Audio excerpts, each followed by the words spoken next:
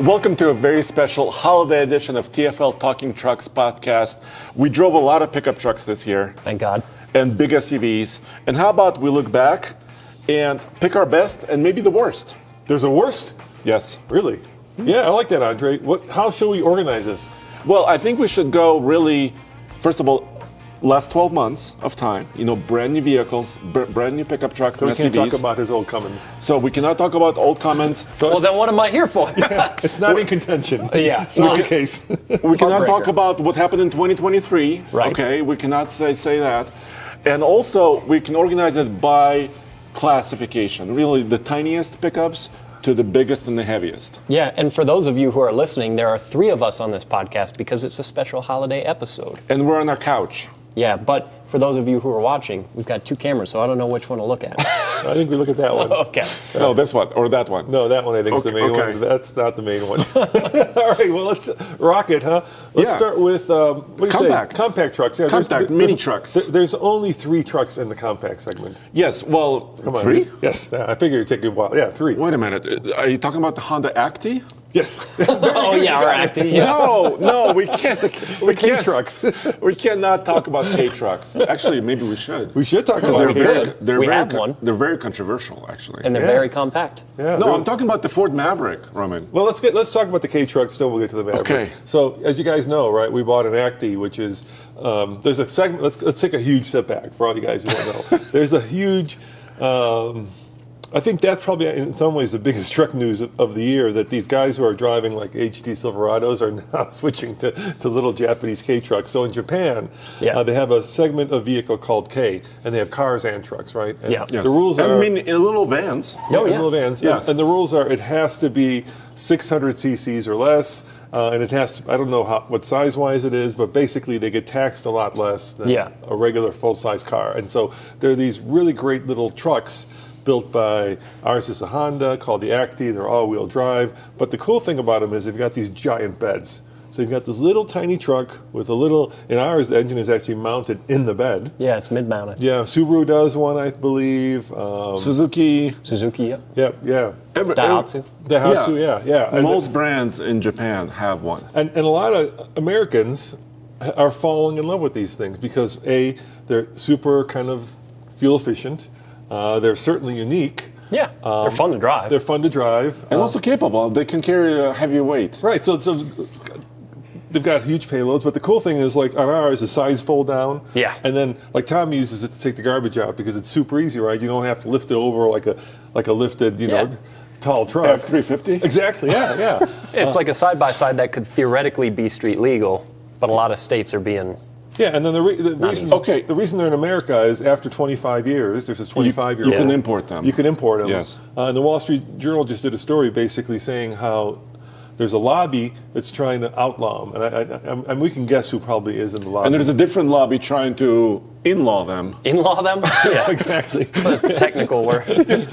But what they're Make them legal. But what they're saying is this happened in Michigan where people had already registered them, and all of a sudden they got to Retroactively. get them deregistered. Well, there are a couple of problems that people who are against them say. Well, first of all, safety, right? You're on the highway on a road with F-350s and Chevy 3500s and Ram Cummins. 3500s. Yeah, but I also ride motorcycles, so I'm not sure that the safety argument holds up there. Exactly. Or Model Ts. You also drive Model Ts. Yeah, 1915 Model T with no seatbelts. And there's emissions question. Yeah, From as a well. 600cc. It's like a motorcycle. Right. Yes, there's an emissions question there too. But I mean, let's face it, your feet are the crumple zone. Yes, Yeah, and they're your not knees. strictly safe.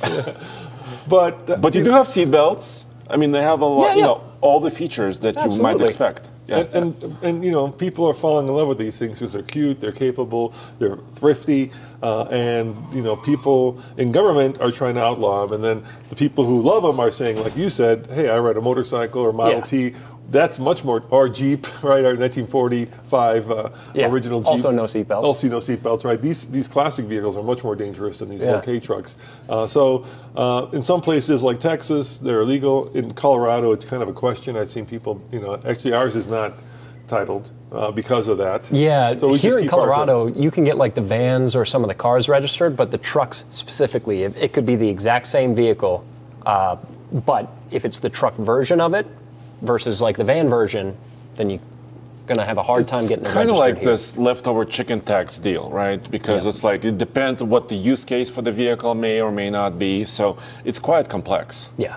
We haven't registered just because it's so useful just around the ranch. Yeah. So if you have a big property, you can zip around on that thing and you don't have And to how much did we register it. pay? Like 6,000. 6,000. So if you had like a little side by side, which could be 15,000, 20,000, or Easily. 40,000. Yeah.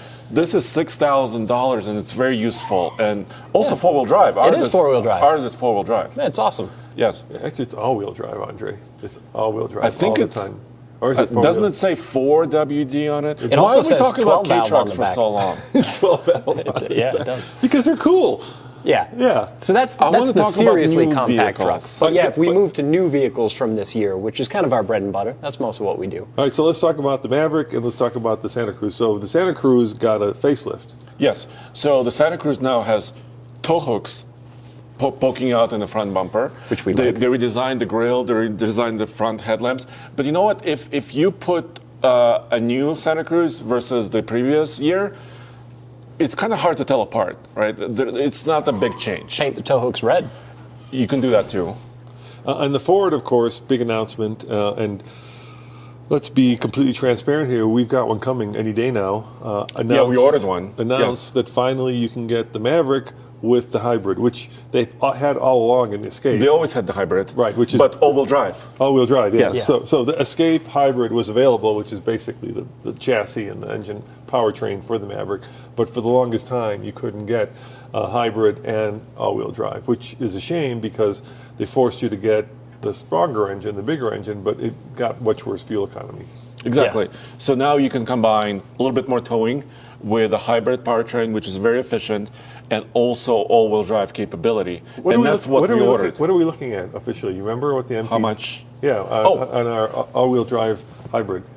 I think it's around 40 city and like 38 highway. Which is pretty and impressive for a truck. Yeah, and it's got a 4.5 foot bed. It's quite useful. Lots of payload, like 1,400 pounds of payload, which is more than most mid-sized trucks that are bigger. And it's affordable. So we were originally going to get just a base truck, right? The XL. We had a huge fight. We had I a huge remember. fight. Yeah, we had a huge fight because I wanted to get the XLT. Yeah. And you wanted to get the Excel with Steelies, Yes. Right. right? And Tommy wanted the heated seats and the and the heated steering wheel, which wasn't available on anything below the XLT. Yeah. So we ended up getting the XLT With a couple of additional packages. for like $34,000. I It's think. like 35-ish. Yeah. They Yeah. started about 27, but that's front-wheel drive only. Right. All-wheel drive costs a little bit. Then towing package costs a little bit more. And then, of course, XLT and heated seats and some tech costs a little bit more. So that's about 35. Remember when they first came out? They were 19, I believe. 19,999 before Yeah, for a destination. hybrid Yeah. with great fuel economy. Still front-wheel drive, but Yeah. But there's a deal. catch, Andre, which we figured out when we were configuring ours. You cannot get an FX4 or a Tremor version. Yeah, because we wanted the off-roady one. Yeah. And for some reason, Ford decided once again that you can have this time the hybrid and the all-wheel drive, but you can get the hybrid and all-wheel drive in the off-roady one. Yes. Why did they make that? So why, seems a Ford, little why are you doing arbitrary. that? Right? I don't know. Because we'll put off-road tires on ours. You know Oh, that. yeah. Yeah, we're gonna. First thing we'll do is we'll slap all terrains on it. But Ford is on track to sell almost 150,000 of these this year in 2024. So they're very successful no matter what choices they're making. And I think people are loving these more affordable small pickups. well, and the other big news around the Maverick has been as well the Lobo. Yes, that's coming out as well. Yeah, so we were just at the LA Auto Show, and they had the Lobo there. So we got hands-on. They also had the all-wheel drive, which it looks like a regular Yeah, Maverick. unless you poke but your the head on Lobo is cool because they got rid of one of the gears. They did. There's a trend to get more and more gears, and Ford said, you know what? We're going to cut one gear. That's because it's quicker that way. Yeah. So it's pretty funny. Actually, the Lobo Maverick is lowered a little bit. So Yeah. there's also a trend to lift everything, right? Make it taller and taller and taller. So Ford is kind of taking a step in the other direction. They lowered it for the Lobo street truck, gave it more performance. They said they went through their performance bin. They grabbed the brakes from here and some tuning from there and the limited slippery differential, from the Tremor, and they made it into a Lobo. I thought that's the one that we were getting. No. We're not getting a Lobo. So let me ask you this. Wait, you cannot get a hybrid Lobo. It has to be a turbocharged. Which makes system. sense. So here's what happens, right? The reason they got rid of one of the gears is because if you're trying to go quickly, right, you got to build up turbo boost. But if you have a lot of gears, it's like you build up turbo boost, And then you have to shift. and then you have to shift, shift. You lose the turbo Yeah. boost, you build it up again. So if you get rid of gears, you can keep the turbo on the boil until the vehicle goes faster. But let me ask you guys this: Yes. given the fact that we did get the all-wheel drive hybrid, but in a perfect world, what would you rather get? Would you rather get the Lobo or the one we got? Let's start with you, Case. Living out here, Yeah. I think the one that we spec'd does make sense because we get obviously a lot of snow, having a little bit of extra clearance. Also, if you want to go hit a fire road, maybe go to a But campsite. in LA, Yeah, but if we lived But for someplace, Nathan, yeah, exactly. Nathan lives in Los Angeles. If we were yes. on the coast, milder weather. Yeah, what about you? I agree. I would have gotten the one with Steely's. Yeah. I was fighting for that. Yeah. You know, the most affordable pickup that you can buy. But here's the problem with the well, with Steely's, right? What? The interior is so drab, right? Have you ever seen the interior on that thing? No. Oh my God, it's like a sea of black and gray. Whereas when you go up it's to the plasticky, it's really plastic. I mean, Yeah. it's affordable. What do you expect? Leather? when you get up to the XLT, they do like color contrasting interiors. Right. Yes. So ours is going to be the eruption green, Exterior. yeah, With, which is cool. Yeah. with nice touches on the inside. Have Slightly we nicer bought a touch. green car? I don't think we've ever. Have we owned a green car? I was trying. 15 years has TFL ever owned? A green car? We must have. We We've must had have, so bro. many. We Well, have maybe a used vehicle, but Yeah, I never don't a know brand if new brand green new. vehicle. What was a used vehicle? I can't think of. Well, isn't some Oh, of these we have a LR3s? green vehicle right now. We have a green vehicle right now. The Jeep, the old Jeep. Oh yeah, there you Oh, go. the wheelies is Yeah, green. the wheelies is green. Yeah. There you go. We do have a green. It's a thing. slightly different green. Yeah, military hologram. green. Yeah. It's military green. Yeah. Yeah, totally. And you know what? The Defender's green too. Oh, yeah. oh, it's They're- like lime. That's right. No, the car how you're do- how driving do you almost call every that? day. Pangea Yeah. green. Open. Yeah, I'm not. Not I like the Patagonia, eruption. Pangea. Eruption green. Yeah. Yeah. That's what I go. So we for. have owned green vehicles. Yeah. we own two of them right now. Okay. that So was- we haven't driven the new Lobo yet, by the way. No. And we you haven't guys have dri- walked around it. I haven't even got to see it. Yeah, so I went to Detroit. I did some stuff there. We went to Los Angeles. We saw some stuff there, but we still need to drive these. Yeah. So I don't think we can actually vote for this one as the best or worst quite yet. here's my question. Fair. Why? So the Santa Cruz, right? Yes, Hyundai also has a hybrid powertrain.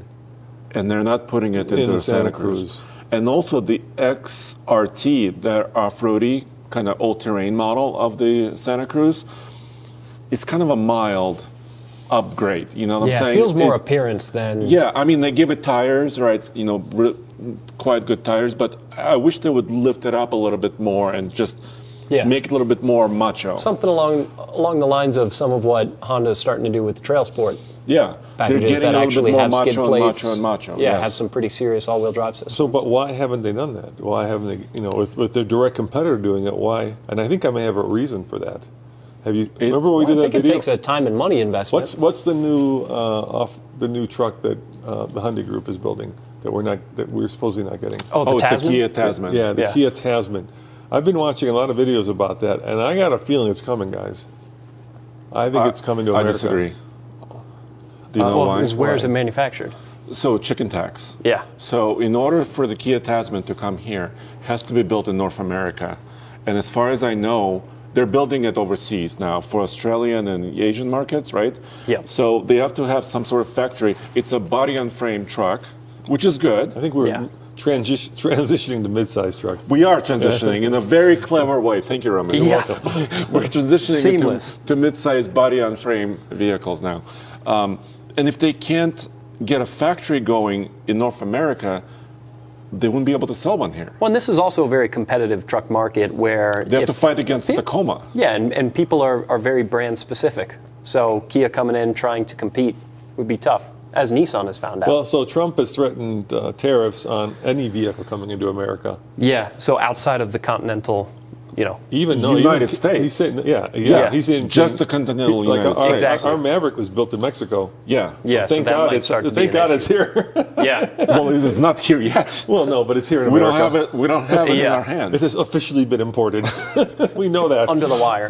Just under the wire. But what would that do? Would that make the Tasman more if everything has to go up 25%, maybe It'll be less likely because it'll be more expensive. Well, okay, let's play a scenario, right? Let's say that Trump does impose 25% import duty on Mexico and Canada, which would raise prices of trucks by 25%. Yes. Then bring a Tasman in, which is already paying at 25%. It won't raise the prices on all of them. Oh, I see what you're saying. You see what I'm saying? Sure. Unless we don't know. You know what else is built in Mexico? What? Every Tacoma. So that's a tough A situation. lot of heavy duty trucks. Yeah. A lot of every heavy duty Ram is built Yep. in Mexico. Power stroke engines for Ford are built in Mexico. I don't know if that counts. That must count. So this is going to be an interesting next year. Next year is going to be quite interesting and quite unpredictable. But as for this past year, I'm saying if you want to buy a vehicle, buy it now. Right? There's great incentives out there right now. Yeah, that's true. The manufacturers are doing best year-end incentives always happen at the end of the year. So if you guys are looking to buy a vehicle, do it now. I wouldn't wait till next year. I think it's going to get interesting. And by interesting, I mean expensive. Yeah, very interesting. Let's list the midsize vehicles we drove this year, which were new. Okay. 2025 Nissan Frontier Yep. is updated. We have the new Tacoma, and we owned one this year, so just a few months back. We called it Blueberry. Also the Ford Ranger, including the Ranger V6, right? The regular V6, and also the Ranger Raptor, which we actually own. We own the Ranger Raptor. And BYD Shark. which that's is an right. interesting story. We drove one Yeah, you drove the BYD Shark. in El Paso, in Texas. Should we start with the Frontier? Sure. Now, Tommy and I were actually just in Nashville. We did a small event with Nissan, and the vehicle that they gave us to get around town in was a Frontier. Was this a new 2025 model?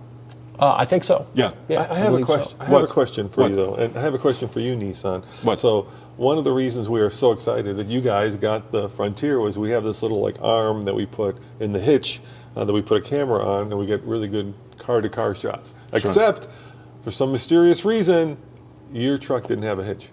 Why would you build a truck without it? It's always a little strange when you see a truck that doesn't have a hitch. I get why you would build it without a brake controller. I can see that, but a hitch. Yeah, how maybe much- parts How expensive shortages, is a hitch?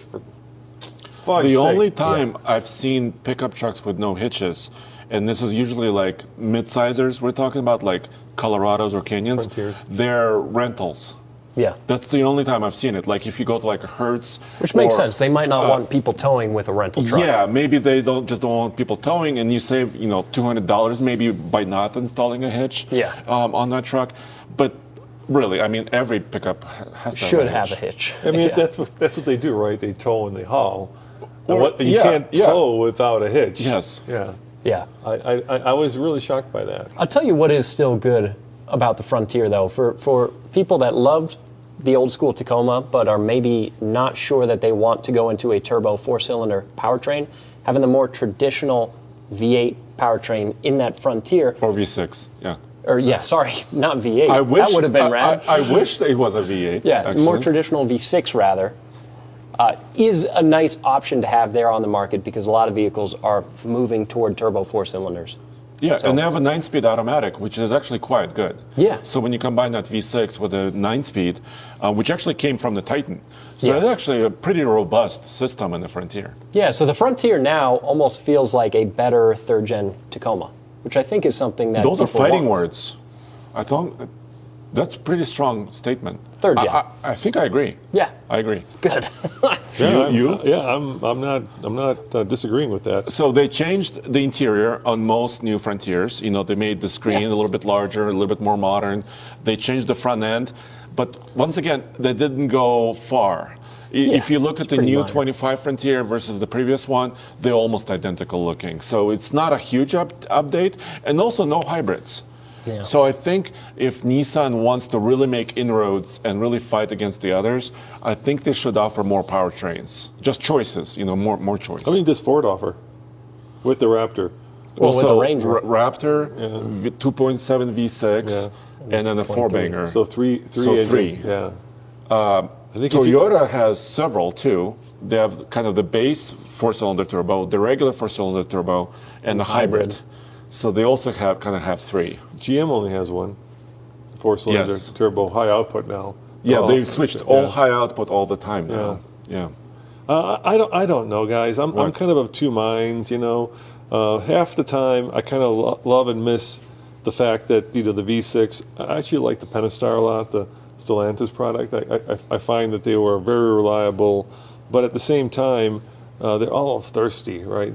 Those are very thirsty engines for the amount of power they put out. I'll give you an example. So we have this Defender. We were talking about it, being green. That's got a 2-liter turbo that puts out 295 horsepower. Yeah, that's pretty amazing. And part of me, I'm an early adopter, and part of me is like, hey, I love the fact that we've got this crazy cool technology now that allows for a lot of power and relatively good fuel economy. In the Defender, I just drove it to Phoenix. I averaged like 21 mpg. And that's a tall vehicle. That's a tall off-roady with big off-road knobby tires on it. And so part of me misses the old reliability of the V6, but part of me loves the power and the fuel efficiency of the 4-cylinder. Well, so it's like weird because there's this internal conflict, right? I want the old school, but yet the new stuff is pretty cool. And to the credit of these turbo powertrains that are starting to replace the old school naturally aspirated V6s, you do get more low-end torque, which for me, especially towing too, when we're hooked up to a trailer, and none more so than being in the mountains, that low-end torque is nice because towing with the Frontier, you're revved up quite a bit to pull you and a trailer uphill on I-70 at high elevation with steep grades versus the turbo powertrains that just feel more confident and feel like they've got more low-end torque so that they don't have to be screaming at the top of the tack the entire time. Which could be 6,000 RPM. Yeah. So in a lot of cases. Which gets annoying. We are going to be going 6 hours at this rate because we haven't even gotten the Tacoma or the Ranger. Tacoma, well, if you've been watching TFL Truck, I think we discussed Tacoma ad nauseum, right? So we can maybe skip around a little bit. Ford Ranger is interesting. Because let's just talk about the biggest problem for me with the Tacoma. Yeah, what's that? Is rear seat. And how about price? Price it's gone up, especially on the Trail Hunter and on the TRD Pro. Huge prices. Almost $10,000 more than the Ranger Raptor. Yeah. But my biggest issue is just there's not enough back seat room. Like they didn't for some. I mean, what Toyota will tell you is that they wanted to keep the vehicle short enough so it fits in an average garage. Yes. But somehow that rear seat room is just not up to the competition. But they fixed the front seat. The front seat room, they completely fixed the front seat. Unless you get those isodynamic TRD seats, and then there's literally no back seat. It's just for the dogs, yeah. Yeah. But yeah, that's my biggest issue with it. Yeah. I think, and the price, and I think they can do that because always in any survey, the Tacoma is one of the highest appreciating or least appreciating vehicles out there. So it just holds its value. It has the reputation. Yeah. I mean, it's been around a very long time, and it has the reputation. So what you pay up front, you kind of feel like you're going to get out of it when you sell it. But then when we move to the Ford Ranger, the standard Ranger is great. We like the powertrains, especially 2.7. We owned one previously. Yeah, and you tested the 2.7 in the new Ranger. Yeah. And had good experience with it. Yes. But the Ranger Raptor that we bought new and that we've taken off-road several times, starting at $55,000, that Ranger Raptor is super quick, front and rear locker, so it's a great rock crawler. It's a fun truck to drive. I would say if you kick that sideways in the dirt, it's every bit as fun, if not more fun, than the full-size Raptor, even the Raptor R, my opinion. And it's also stealthy, so like a lot of people they think it's a regular Ranger sometimes. It's kind of flies almost under radar in most situations. Right. And it's really awesome except for one thing. Towing capacity. Yeah. They did not give this. I mean, the towing capacity of the Ranger Raptor is quite a bit lower than the regular Ranger by about 2,000 pounds. Yeah. It kind of had to be that way, I guess, because of the suspension system and the cooling. I think it came from Europe, right, in Australia. Well, it was originated in Australia, of course. So it's kind of a import in some ways. I'm not saying it's built there. I'm just saying the design and the tuning of it. And the tuning of it is and in Europe especially, they have a lot less tongue weight. So you don't necessarily max out a truck as quickly because here in America, we tend to use a lot more tongue weight. So you can have a lower potential payload for towing without maxing out the truck's ability to tow. And I think that might be one of the reasons. My biggest issue with the Ranger is it's just a little, and actually all of the Ford trucks right now, they're just a little too modern. You know what I mean? Instead of being like square jaw and butch and like really like brawny, they're almost too like Sophisticated? yeah, that's a good word. You know what I mean? I could see that with the regular Ranger. Yeah. I Because think, it has a plastic front cover. sure. The Raptor doesn't. The Raptor has for a me, steel bumper. the Ranger Raptor still looks square jawed because of the wide body. yeah, the 'cause of Raptor bumpers. stuff does, but the regular truck just is a little too That's fair. a little too not trucky enough for my right. I mean, when you think about the Ram, right? They took a semi truck and made a pickup truck out of it. Exactly. The design language, not Yeah. they didn't actually take a pickup. Yeah. And the V6 was very impressive. I'm talking about the 2.7 liter Yeah. V6 twin turbo Ranger. It almost has no place and also every place to be there. I mean, because the four-cylinder turbo in the Ranger is so good, the Raptor is so good at what they do, and the V6 kind of is in the middle of them. But I really love the performance and the efficiency of that. Really cool. So let's talk about the BYD Shark very quickly. We are really running out of time. One of our most popular videos and reviews this year was the BYD Shark. Yeah, I was just thinking about this. Like, what's the difference between a plug-in hybrid and a range extender? I mean, they're kind of the same thing, right? One has a bigger battery and one has a smaller powertrain, but they're kind of two bookends of the same thing. And of course, the BYD Shark is a range extender, but the problem is it's not coming here, as far as I know. Trump has definitely said that he's going to tax the bejesus out of anything Japanese, both in terms of vehicles and battery technology. Or Chinese. I'm sorry, Chinese. Yeah. So it's going to be the forbidden fruit for a long time, unless you buy one in Mexico and drive it up. Okay, so it was quite impressive. Tommy and I went out there to Texas, and thank you to one of our viewers who actually owned one and actually invited us there.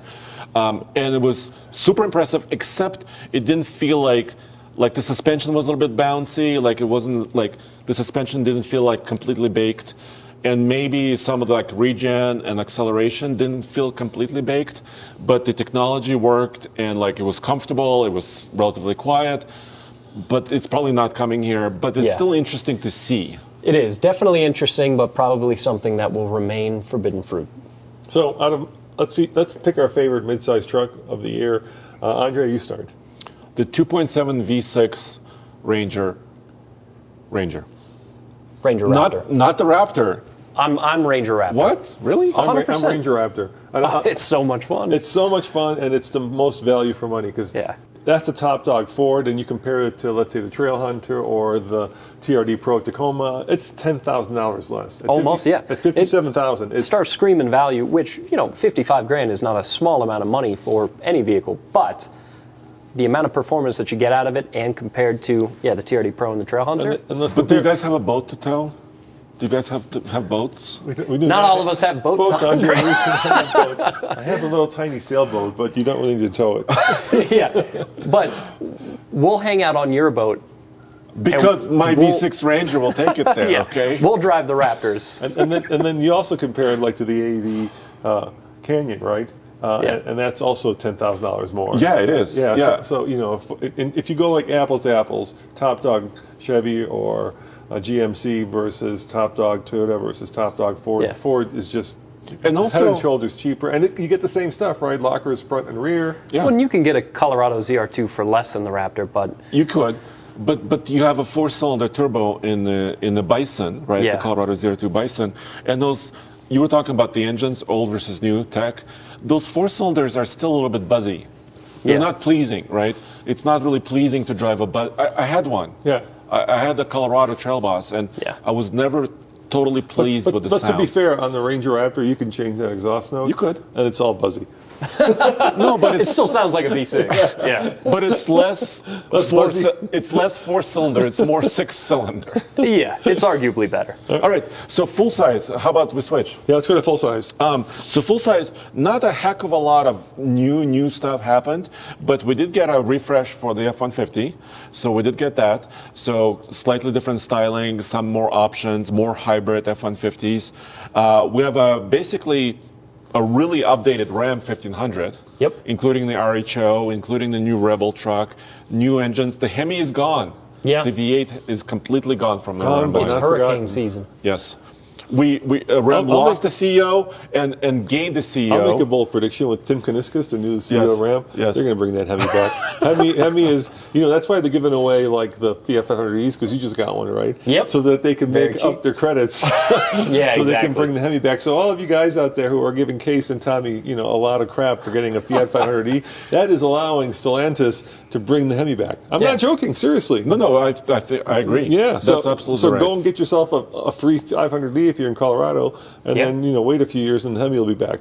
Wow. That's my Do you think bold it'll prediction. come back exactly the same way with a 5.7, or do you think they'll redesign it somehow? Like you got to update it because that 5.7 was old. I mean, it was like 15 years old. Yeah. If not more.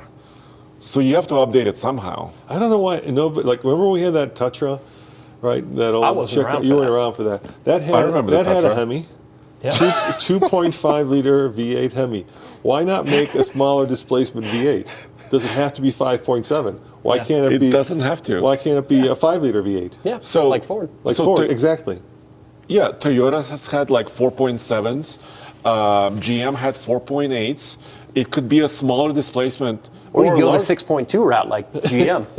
Or how about the 6.4? That sounds like a good idea. How about the 6.4 Hemi? I think at this point anybody would love just to have a Hemi. Yeah, I don't for think sure. displacement is good, but I think a 5 liter Hemi would be perfect. That being said, on the subject of new trucks, the Ram RHO does not sound nearly like what the TRX used to sound like. No. To me, the RHO sounds almost a little bit like a BMW, but the truck is quick.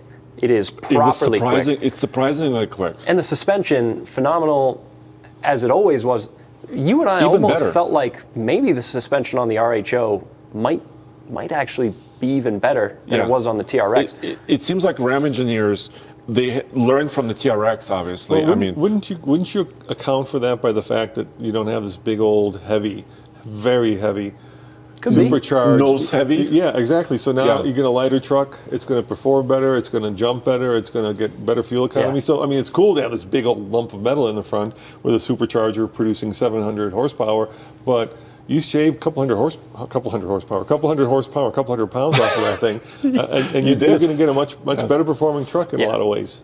yeah, it's impressive. And the all-wheel drive system, the transfer case on the new RHO, I mean, it can send more power to the rear, like about 75% of power. So My biggest problem with that get it tail happy. that truck is they didn't do enough, right? Basically, they took the old Ram or It the old looks TRX almost the same. yeah. And I Yeah. think they could have, like facelifts aren't that hard. They're not that expensive. They have some great designers over at Ram, and it would have been nice if they had like freshened it up as opposed to kind of, I think maybe saving some money by not changing the look of it. That would have been That's fair. yeah.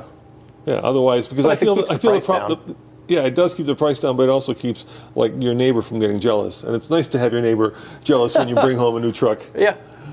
Yeah, that's So- true. So that lineup is new, and we talked about 3-liter. You said it sounds like a BMW because it does a kind little of bit. is a BMW. Well, it's not a BMW, but it's a It's 3-liter. 3-liter inline 6. 3-liter with a turbo, inline so. 6. And also we drove a couple of GM trucks this year, which were slightly updated, but not in a big way. The ZR2 diesel Duramax is, of course, here still, and 84X AV diesel as well. And we Yeah. recently drove the 84, I don't like this name, 84X AV edition Duramax. Yeah, which is a great truck. There's a lot of things that it's really good at. It's expensive. The one that we had was a good chunk over $80,000. No, I think it was 88, it was pushing 88,000. So really expensive truck, but those 3-liter Duramax powered trucks get an unbelievable amount of range because they get pretty good fuel economy, still a big tank. The AEV edition is cool, AT4X, so selectable front and rear lockers, a lot of underbody protection, which is nice to have because it's not on massive tires. And it is still a fairly long truck, so if you are taking it on a trail, you're probably going to use that underbody protection. Yes. When I went off-road with Tommy, we certainly used it. But it's a pretty good all-around truck. You know what percentage of GM's full-size trucks are the diesel, Andre?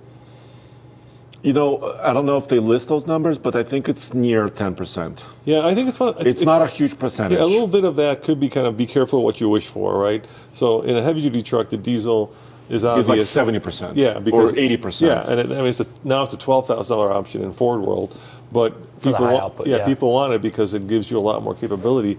When you take it down to a full size truck, a half ton, the problem becomes that then you have to deal with DEF, you have to deal with diesel cost of repair and maintenance, and all of a sudden, the thing you wanted isn't as attractive as the thing you had, which is a V8. And so to me, like a V8 is kind of like French fries with a hamburger, whereas a diesel is like tater tots with a hamburger, right? I want French fries with my hamburger. I don't want the tater tots. Ooh, I love tater tots. I kind of like tater tots. Well, you're the 10%. There you go. I will say, Actually, they're making it more affordable. Like it used to be an option. Now it's actually the entry level. A lot of the trucks in their lineup for GM. But the cost of running it isn't entry level. Yeah, no, it's not entry level cost of running it. Yeah, but you're getting good fuel economy, and I will say the diesel, not super fast.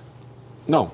But dude, you towed a trailer with it. Oh, yeah. And we got like 14.5 mpg with the trailer, and that's what an empty RHO gets. Yeah, exactly. So which one do you want? Do you want? Well, we were just towing with our new Silverado HD. Yes. Duramax. Yes. We got 14.5. Remember? You showed me. Well, with the in our same test, we trailer, got the less. full size, the full size. But when we towed a better. smaller trailer, we got the same 14.5. thing. Yeah. Yeah, we had to tow the Range Rover that Tommy bought. That's why we like diesel. That's right. Fuel economy. That's right. Because we didn't trust it going down the road. All right, so which of the three would you guys pick? Go for it. Andre? Dude, I love that AEV truck. Yeah. Even it was, you know what? I love AEV. I would subtract the AEV because that truck almost had no payload. So remember? So you get a diesel non-AEV Bison? No, a non-AEV AT4X. AT4X. Yeah, AT4X. Well, how about a Chevy Bison then with the diesel? Same problem. When you add all the skid plating and all the bumpers and everything else to that truck, it ends up with 1,000 pounds of payload. But that steel is, what do they call that steel? They have a name for it. Boron steel. It's boron. You're getting boron, Andre. I know you're getting boron steel, which is super, super tough and also lightweight, but it still adds weight.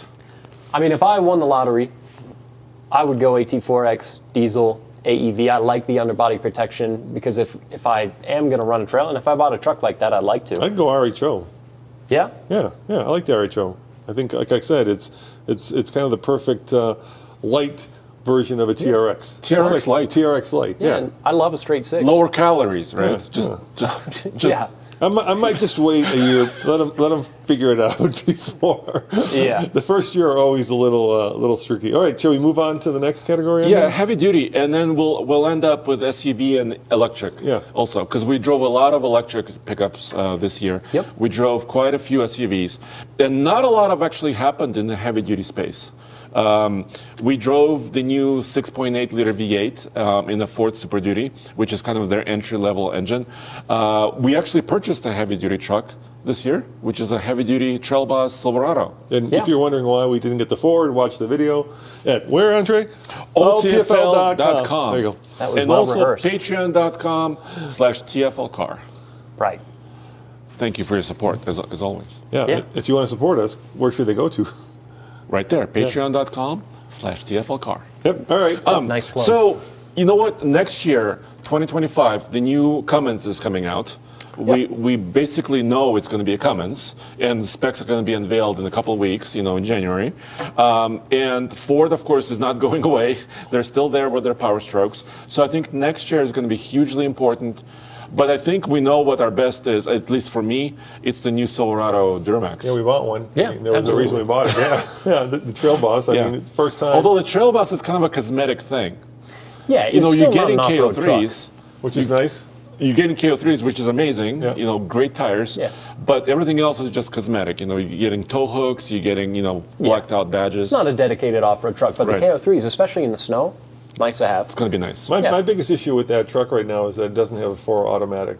You got to be 2 high or 4 high or 4 low, but you can't just We sit got in a auto. cheapie. Yeah, Yeah. because It was GM, nobody else does that. But It was $75,000. But GM does that, and they didn't put it in our truck. I know. At $75,000, come on, I know. GM, give us auto. So we don't have to deal with, like, when it snows here, it snows here, and then it melts, and then, of course, we're in this weird situation where you got some Mixed snow- surfaces, and yeah. then it starts to crab. It's just, Yeah, give us it the would auto. have been nice, Yeah. GM, if you added an automatic transfer case to all of your heavy duties. Yeah.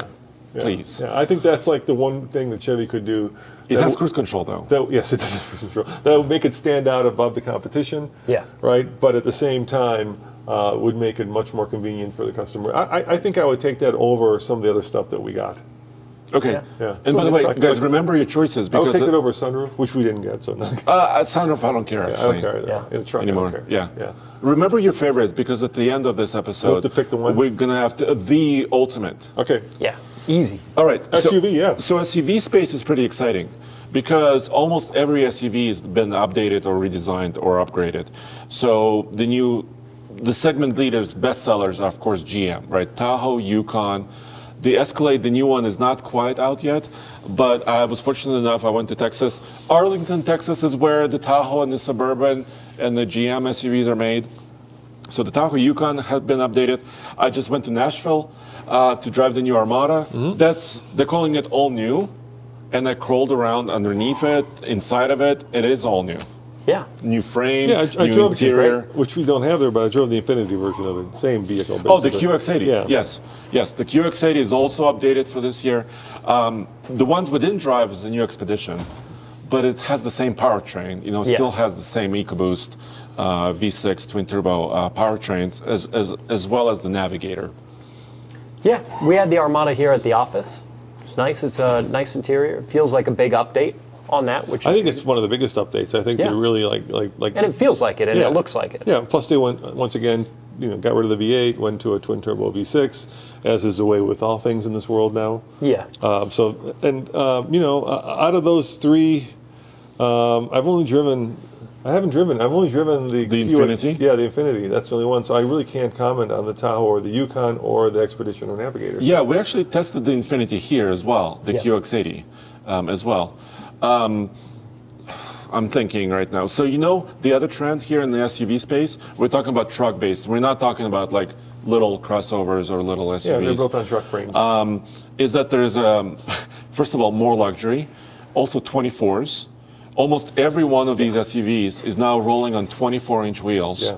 with tiny It's just the new standard. low-profile tires. Yeah, it makes for a great ride. Yeah.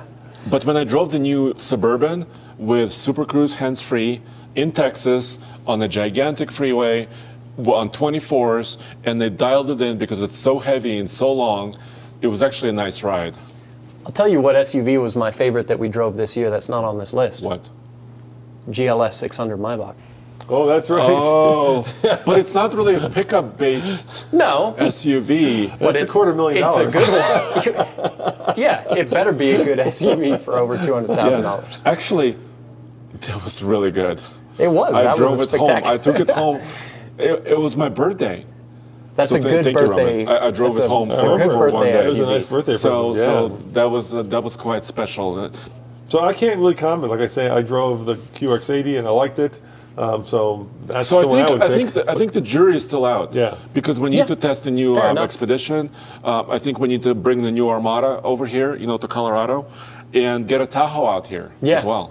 Yeah, and it would be great to do a comparison. You can't forget the Jeep, right? It would be great to have. And the Sequoia is still there. Yeah. There's a lot of competition. The Wagoneer, Jeep Wagoneer is Yeah, now that's what I'm more talking about. affordable. Yeah, and they brought the price down because Yeah.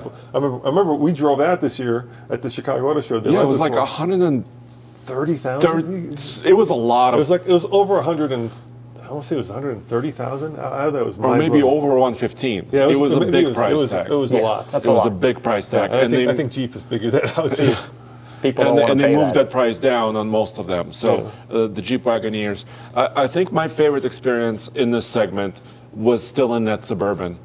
That long wheelbase Suburban, Yeah. with Super Cruise just cruising down. And I love that they've still got the V8s. And they've got a 6.2, and that was my favorite SUV. All right, well, with the last 10 minutes, we're going to go into your favorite segment, the electric yeah. trucks. Yay! Everyone's favorite.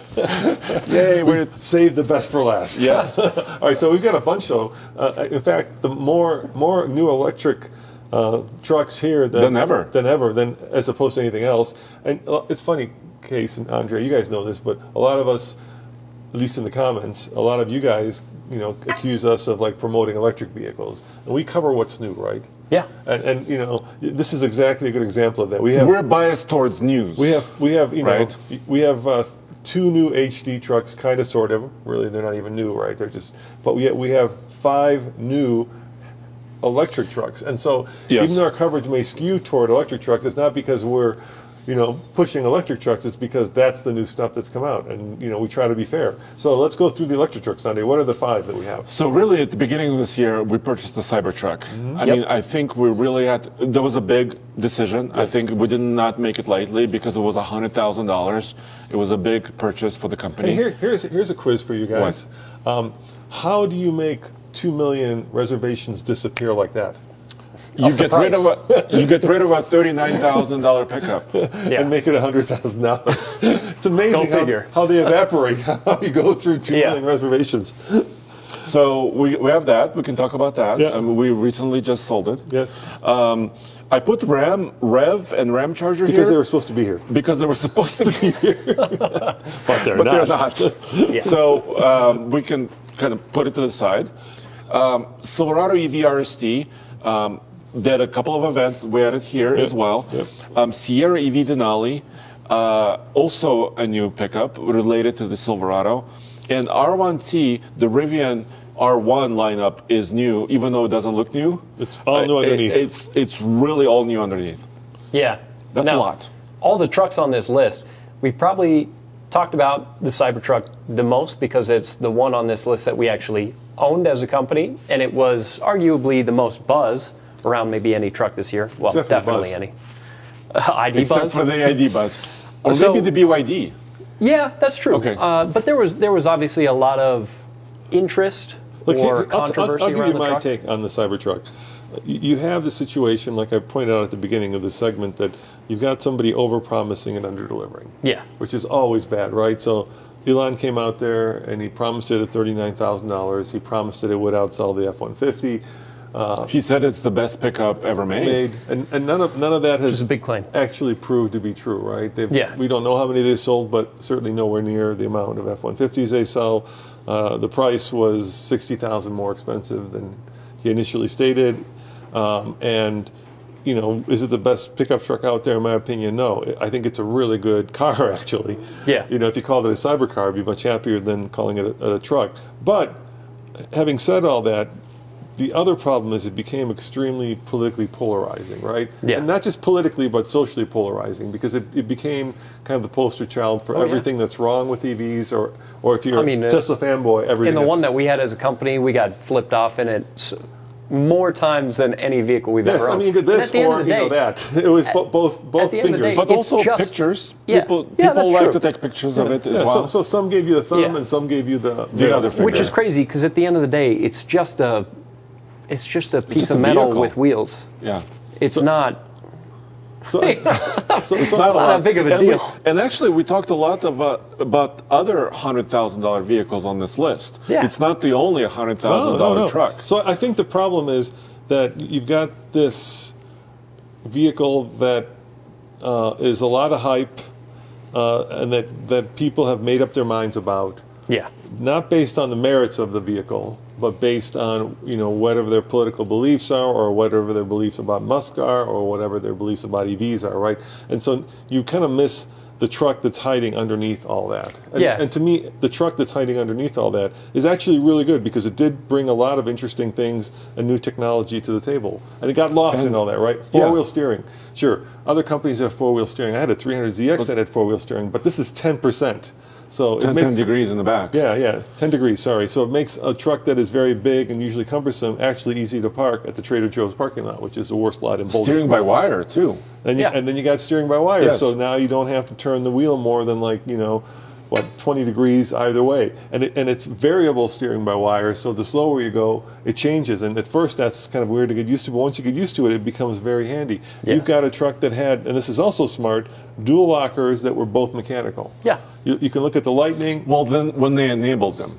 When they enabled them. So once again, over-promising and under-delivering initially. Yes. Yeah. But the Hummer truck, Hummer EV, has a virtual locker in the back and a physical one in the front. And the physical one in the front is the only one that does anything. Yeah, Rivian R1T, two virtual lockers. Yeah. Yes. It doesn't really work the same. Same problem with the Silverado. Ford has a rear locker, but only in the rear in the Lightning. And so you actually have a truck that does work sort of kind of off-road. The problem and the potential of it is you can jack up the air suspension to 16 inches of ground clearance, which is amazing. I mean, there's nothing else that gets, maybe the Hummer in extract mode. But the problem is once you jack it up, you have no more suspension travel. So, it's kind of like off-roading as a ballerina on tippy toes. It's not exactly comfortable. It's not comfortable. No. Yeah. And so and then you've of course got the material, the way it's constructed, and then you've got Tesla's, which I think is best in the business, infotainment. Right, it really integrates very simply with your life. But all that got lost. That got lost in the hype and in the to your point, hatred. If you look at it as a vehicle rather than a political statement, because people are either on one side of the fence or the other, they love it or they hate it. If you look at it as a vehicle and not a political statement, there's some things it does well and some things it doesn't do well. Like if you accidentally brush up against it in the wrong way, it can cut your arm open because that's not so good. That's what happened to Nathan. Yeah, I was like, Nathan, why are you bleeding? I'm pretty sure Zach has a scar from it. He's like, because I'm reviewing the Cybertruck. I'm like, exactly. There's things it does well. There's things it doesn't do so well. It was an interesting vehicle to have around. Yeah, I just did a wrap-up video like a month ago. By the way, good job on that video. Oh, I appreciate it. I really like that. That was you know who else did a good job? Alex edited that video. That was a really good, good and job. He actually pulled a lot of the videos in, a lot of the data that we did. I loved a lot about the Cybertruck. I didn't talk about cutting myself, but what I disliked in real world, it actually charges kind of slowly. The charging rate is disappointing for an 800-volt architecture. Yeah, because it's not.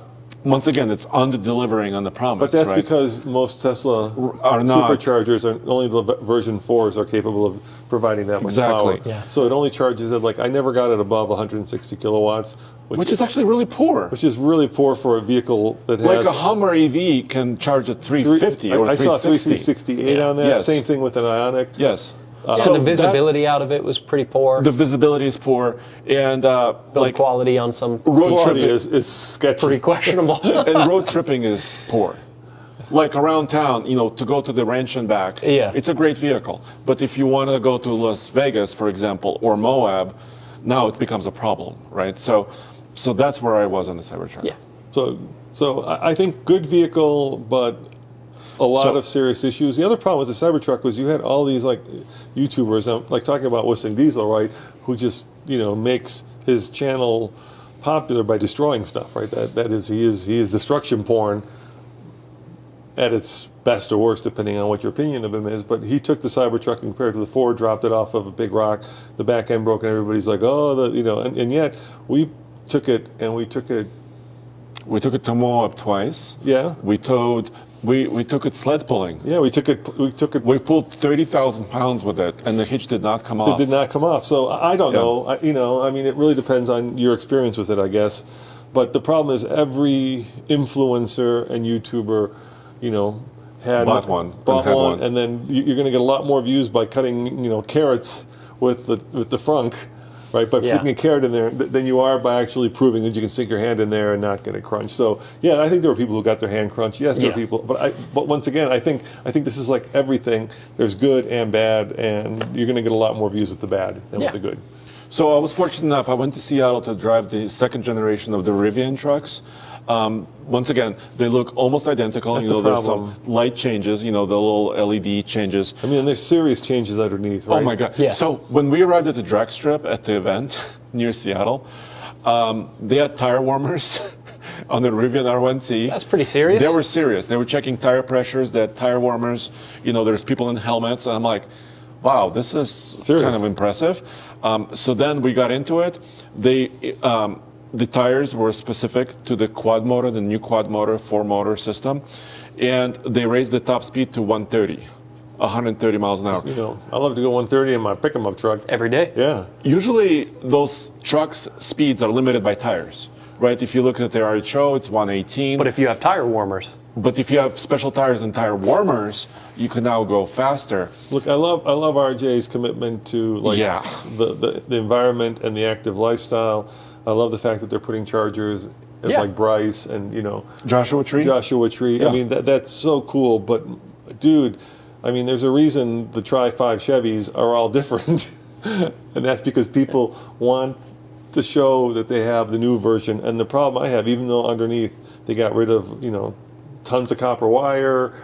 They improved the efficiency of the motors. Right. They improved the battery packaging. I mean, it's not to say that it feels like a dated design or a dated interior. But it it's still doesn't feel very new. modern looking and feeling truck. It doesn't feel super new, but it sounds like the updated version of the truck that you drove is better off-road.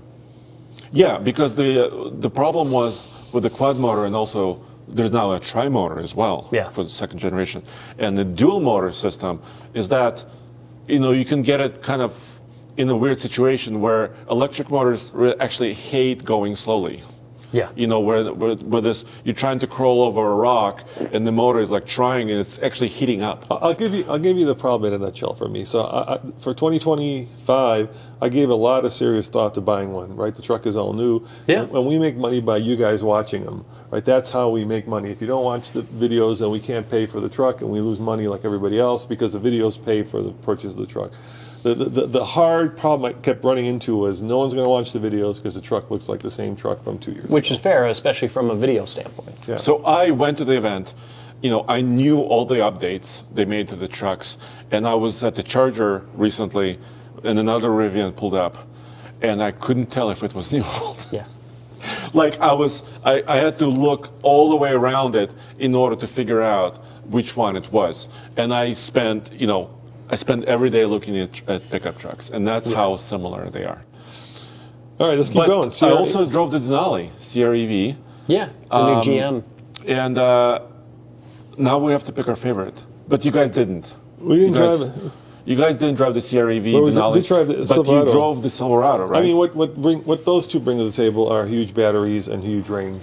Huge range. Right. So you're looking at a vehicle by far that even cars that outranges most of them. Right. You're looking at over 400 miles of range. Yeah. And then that translates to 200 miles of towing. Yeah, even pulling a trailer.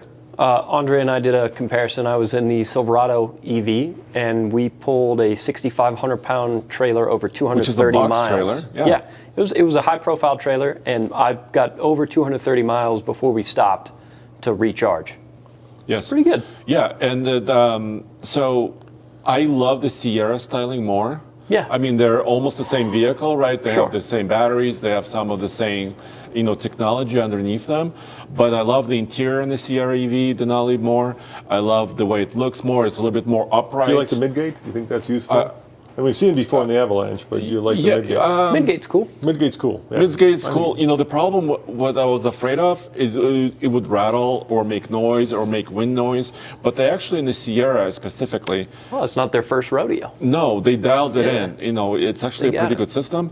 The price tag is still high. We're talking about $96,000 or $98,000 And for some the of cheap these. one's coming, right? Yeah, the cheaper ones is are But right coming. now, the Silverado EV, I think, is starting at 73,000. Yeah, that's the LT or the WT. Yeah. So they have more WTs coming soon. They're it's going not to be cheap. cheaper. My favorite, considering everything we just said, And we can't not mention the Ram Rev or the Ram Charger. So those are confusing, right? Because the Charger sounds like it should be the electric one. it's the range extender. It's the range extender, and the Rev, right? Range extending vehicle sounds like it should be the range extender, But it's not. It's all electric. It's all electric. Yeah. That's Ram way. That's okay. That's okay. And I still have a bad memory of when they rolled out the new electric Ram, and we were there Concept? in Vegas. Concept, Which and was amazing. It was so amazing. It had seating for 6. It had like a front that you could like stick stuff through into the cabin. It had all this really cool, and then they actually roll out the real one, and it looks just like a regular. And I understand that you have to make money, and that's the way to do it. the way But it you can't. I mean, maybe if they had done that, not like 3 months apart. Maybe if they had brought out the concept a year and then waited a year for the actual production version, we would have all kind of forgotten it. Yeah. But 3 months was too short. That was a tough one. Yeah, that was a tough one. And then my question is, as far as we know, what does the Rev bring to the table that the Lightning hasn't already done or the Silverado doesn't do? Right? They bring huge batteries. But Silverado has a huge battery as well. Yeah, but this is bigger. Ram went all the way. We haven't driven it yet, though, Yeah. so we can't really comment Hard to on the say. Rev. But the whole thing is battery, or range extend to go insane distance. The range extended one is supposed to go 690 miles. Yeah, I mean that one actually does bring That's- something new to the table. that's something That's the one special. I'm most excited about, and that'll be on our list, of course, next year when we actually get to drive it. But we're looking at that thing coming out maybe this time next year, or maybe a little bit earlier. But it's still a year away. Yeah. I mean, we're far. All right, see. all right. Your so favorite EV? My favorite EV, it's gonna be a Cybertruck. I think it brings the most new innovation out of those. I would go for the Rivian because it's styled a little bit more normally and more to my taste, and it's not as massive as the GM And you're both EV wrong. trucks. Congratulations. Thank you, Andre. What do we thanks. pick? Sierra EV Denali. He's so practical. I know he is.